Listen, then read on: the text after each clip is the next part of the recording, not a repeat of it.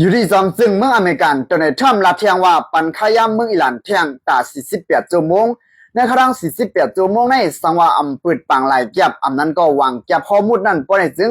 คงไพ่ผ้าเมืองอิหร่านที่ยกย่อยลูกไกวกว่าหมดเสียมก็อยู่ที่มั่นใจก็ขึ้นปืนเผาละเทียงว่าก้นหอเครื่องมินF-15เขาอันอิหร่านยูเตกนั่นค่ะเนาะ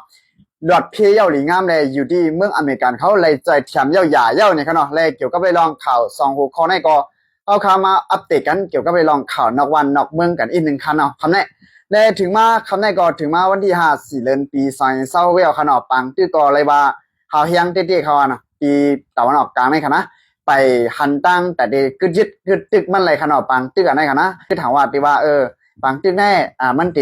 อยู่วัดไว้หายมันได้เย็นอยู่โย่ในหลายวันมาในค่ะเนาะก็ว่าใจซึ่งนั้นอะไรมันก็ข่าวเฮียงมากูมือกูวันค่ะนะและหันสื่อข่าวเทียนเอียนเขาเลยสั่งและหันสื่อข่าวอันเป็นตั้งกันมันหลายๆข้องขนาดเลยลงไว้ว่าเมืองอเมริกันจำจึงโดนัลด์ทรัมป์ลาดว่าปันขยามเมืองอิหร่านแท่งในขนาด48 ชั่วโมงนะครับจะมือว่าวันที่4 เดือนปี2026ต่อถึงมือพุกขนาดถึงวันที่4 เดือนปี2026แน่เขาขาดไปด้วยในขนาดว่าจำจึงโดนัลด์ทรัมป์ใน2 มันเฮ็ดตี้ค่าเนี่ยเขาขาดไปด้วยก่อจ้ำกันนั่นขนาดนะและมันใจในได้ก็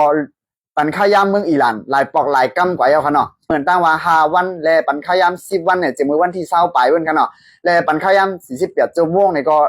ว่ามา2 ปอก 2 กำเอาขนาดกำได้ก็เป็นปอกที่2เอาขนาด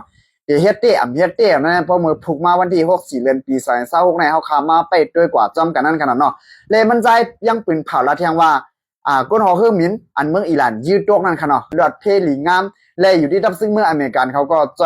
หลอดเพย์หลีงามอย่าเสียขาก้อยก็ว่าตื้ออยู่ในปืนตีเมืองอิหร่านในขนาดไปออกมาไร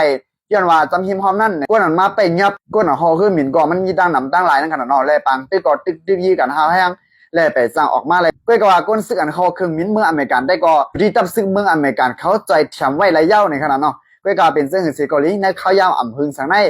อยู่ที่ตับซึกเมืองอเมริกันเขาตีใจออกมาในปืนตีเมืองอิหร่านนั่นเย้านะครับเลยเฮาขามาไปด้วยกับจ้อมกันนั่นขนาดเนาะและกำไรซ้ำเขาขามาด้วยดีหวังแก็บข้อมูลอันนั้นก็ปังลายแก็บในอีกหนึ่งค่ะเนาะที่ปังลายแก็บอันนั้นก็หวังแก็บข้อมูลในเงาลายมันได้ก็อ่ำไปป้อหลีค่ะเนาะอยู่ที่เมืองอิหร่านเขาก็เจ้าหนังมีข่าวมากนั่นขนาดเนาะกับป่นมากก็คือเมืองลาวเสียมว่าสังว่าเคยผ่านที่หวังแก็บข้อมูลในป้อในจึงในได้จ่ายเงินแทงตั้งนำตั้งหลายสังได้ผ่านป่นไรในค่ะเนาะฉะนั้นการจะได้จ่ายเงินหย่อนเงินขีดแล้วก็ซื้อเตรียมแล้วเอาดอลลาร์ซื้อในนั้นขนาดเนาะและเขาได้ก็เขาใครเปลี่ยนเงินดอลลาร์นั่นขนาดเนาะก็เป็นเรื่องสีเกาหลี